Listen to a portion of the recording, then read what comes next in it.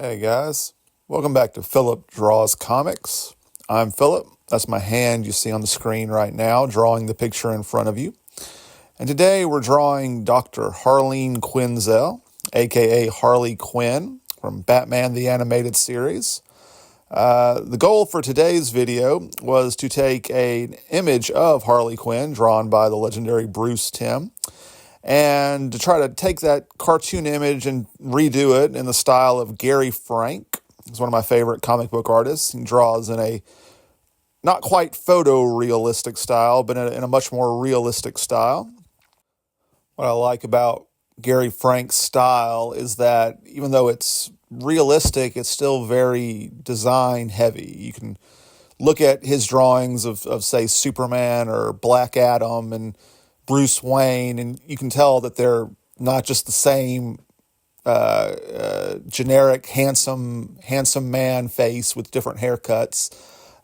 Each character has a different nose, mouth, chin, eye shape. In a way, it's almost very animated character design style that Gary Frank uses. It's just he uses the tools of a more realistic artist to achieve that effect, and it's one that I've always been in awe of. Recently, I went back and watched some of my earlier videos for this channel, and there were a couple where I did similar things to what I'm doing today, where I take a Bruce Timm drawing and use it as a prompt to draw a more realistic drawing. Part of the reason I think that works and that I find it so satisfying is the last couple of drawings I'd done with a Spider-Man drawing and the Avengers drawing were just straight copy and paste of different artists. And so I was forced to kind of stick to what the original artist had drawn, and just bits of anatomy that maybe I wouldn't have drawn the pecs or the shoulders that way. I felt sort of beholden to the original image, and the thing about taking a Bruce Timm drawing and redrawing it in a different style is it opens up the limitations I feel on myself, and I can sort of ad lib and improvise a little more. Generally, the result of that is something I find more entertaining to look at.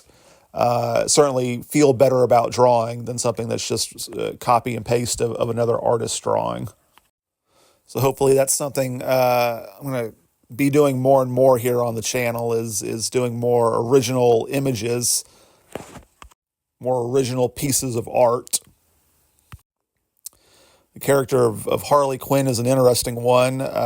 She's really blown up in recent years, but I'm 40 years old, so I watched her originate on the Batman the Animated Series cartoon show in the early 1990s, and originally she was just this two-dimensional. She's basically what's known in film noir and old school movies as a gun moll.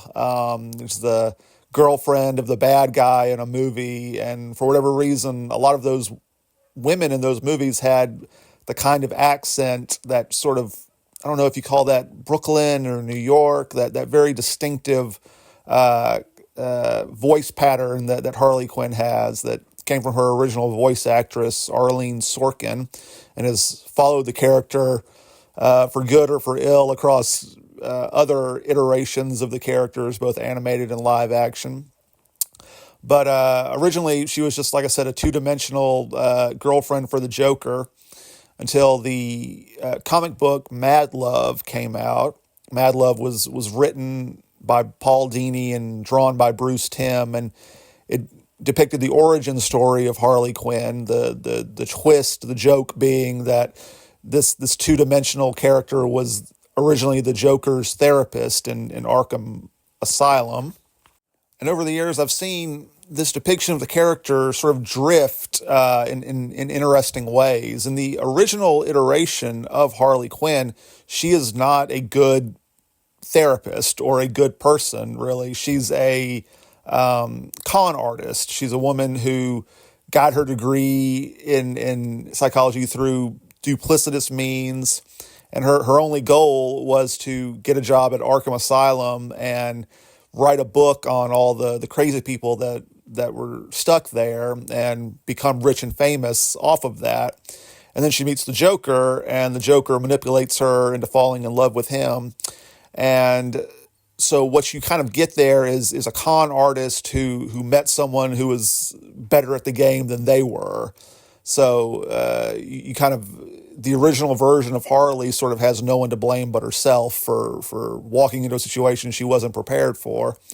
But as time has gone on and the character of Harley Quinn has evolved, that backstory has been sort of scrubbed to the point where Harley Quinn actually is a gifted doctor and therapist and a sane person who is driven insane by the Joker.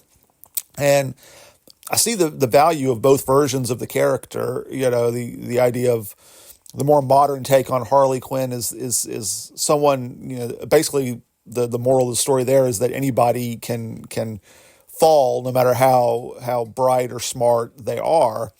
It kind of reminds me of modern day versions of Lois and Clark's relationship, where instead of having him keep his secret from Lois for decades, the shows like Superman and Lois and My Adventures with Superman have Lois find out the secret pretty much immediately in their relationship, or at least very early on, and the relationship is built on trust after that.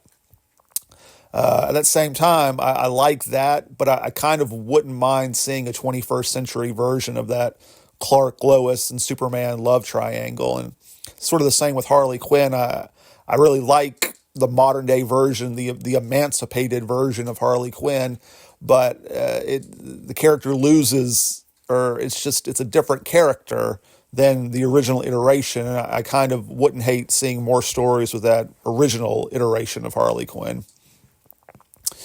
But getting close to the end of the video, guys. I hope you like what you saw. Overall, I'm pretty pleased with this image. I think I did a pretty good job of converting Bruce Timm's cartoon image into a more realistic, three-dimensional design. Let me know in the comments how you think I did. Be sure to like and subscribe, and come back next time. And we're going to try to keep doing this same type of video. Let me know what you think about that in the comments. If you have any other suggestions for any other kinds of things you'd like to see drawn. Thanks, guys. Have a good one.